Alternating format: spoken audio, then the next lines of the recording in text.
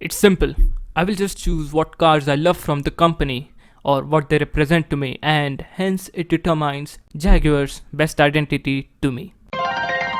Now, that's a very straightforward and simple explanation of what I was thinking for Jaguar and how much of an identity crisis it has been going through recently. It's also quite a subjective, or I would say a selfish view of mine of what I want Jaguar's identity to be. So as of course this video is entirely based on my opinion. Now that we have gotten all the nerds away from this video that would type, well, actually it's not that simple. Jaguar sales have been going down, so they needed to earn profits by sitting on the SUVs and electric cars bandwagon or some bullshit. We'll see how that will age. But well, it's just me talking about the best of Jaguar as a car company. And that's it. Because long ago I got this comment on my video, and even with me late to the party for like months now, I still could not believe Jaguar would fall this far, even for an attempt to establish their identity, for like copying nothing or so, while they had great strings and periods of time when they were actually great. Because as of now, Jaguar is like one of those 2000s teenager with little bursts of personality change depending on their favorite anime protagonist or any other character for that case. Those bursts being a little over decades long, as we saw in its history. And because of this inconsistency of Jaguar's actual identity over the years as a car company, they were at their peak, which can only be described as the greatest of the great. And now it has turned it's like a grandpa who was an army general in his youth, and he used great strategies to save his men and his country, his proper glory days. But now, he's just an old, frail and bitter man that complains that the younger generation just don't work hard enough or something. And also he has turned... Essentially, Jaguar had three identities. Jaguar going woke. Well, Jaguar going woke.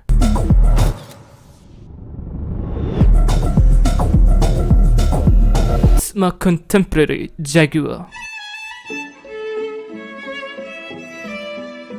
And the best Jaguar I want.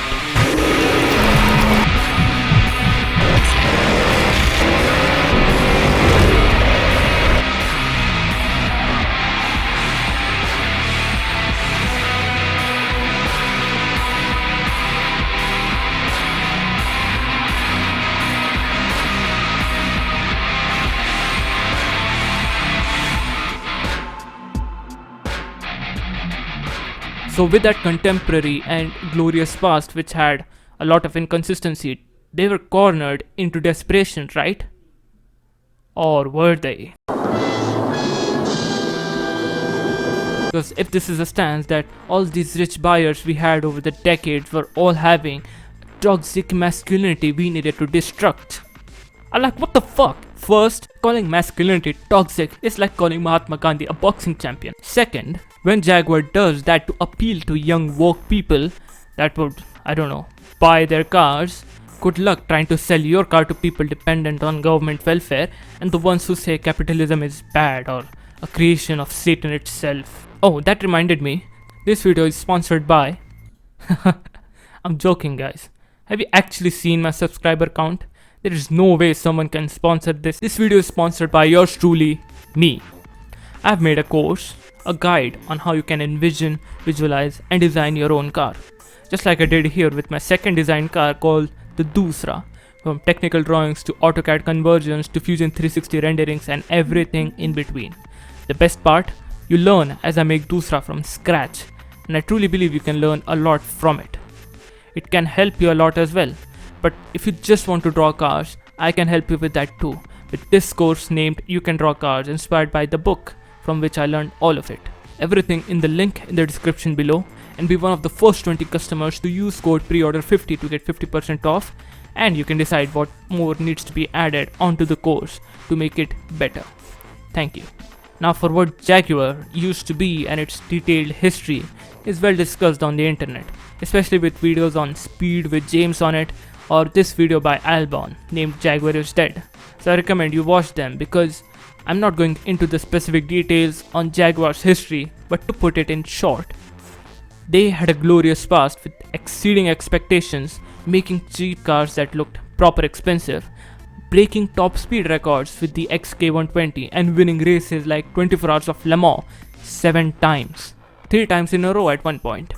The hardest, most excruciating race to win in the history of motorsport racing, with their cars like the Jaguar C-Type, the T-Type, and the XJR9 in the 90s.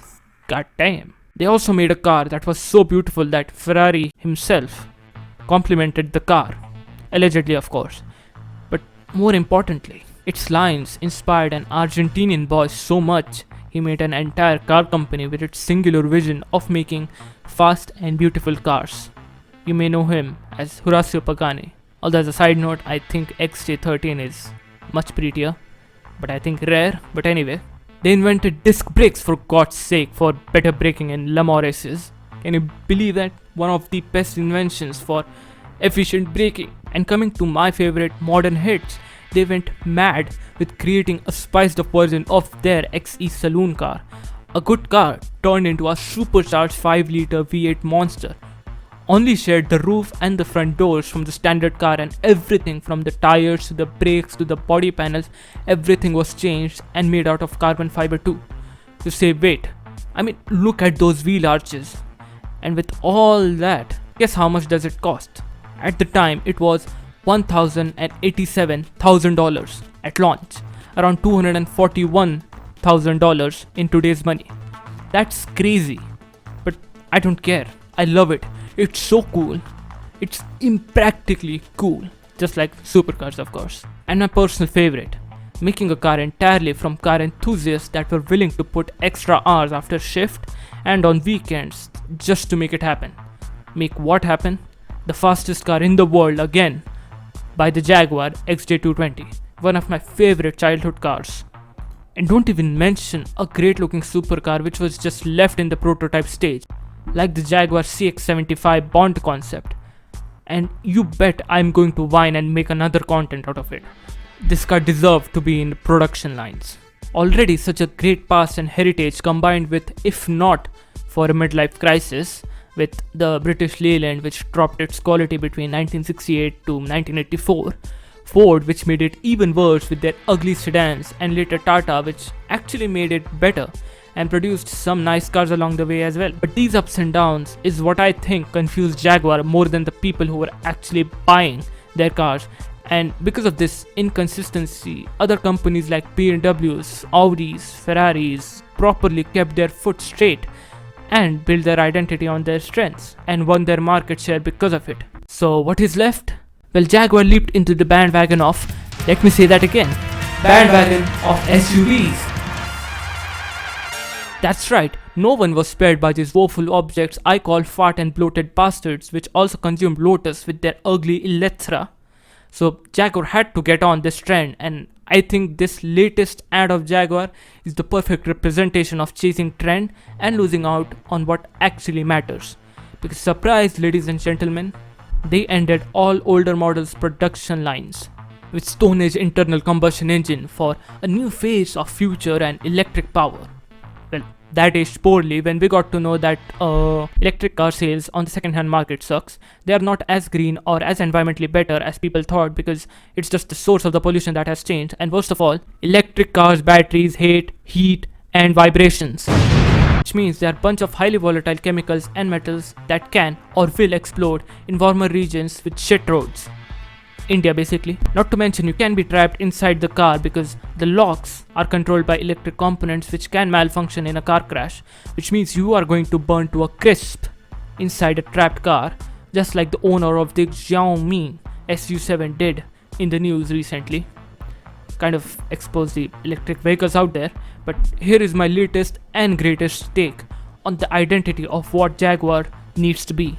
Because let's be real, everyone's views on what Jaguar's identity needs to be may be different.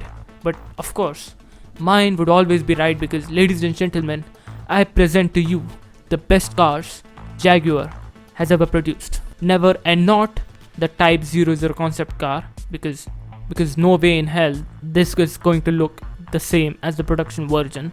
That's just a fact. I want supercars like the XJ220s based on its beauty and speed, XJ13s with the same thing, XJR15 like race cars to represent them at Le Mans, and of course respecting their racing heritage.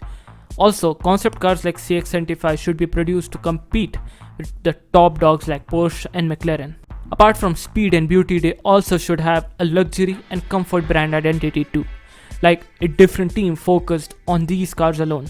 Cars like the beautiful GT coupes like the E-Type and the luxury sedans like the XJR, and souped up and crazy versions like the XE SV Project 8, which should be handled by the team of supercars and race cars which I mentioned above. That would be amazing. All these cars in combination will make the best of Jaguar's identity as a car company. The greatest hit with their loyal, patriotic, rich customers, respected and served for the lifestyle of luxury, speed and beauty. Thank you. Thank you, ladies and gentlemen. Thank you very much. A brand that has heritage, pride of a nation, made more of less, and always exceeded expectations. And with that, thanks for watching, everyone.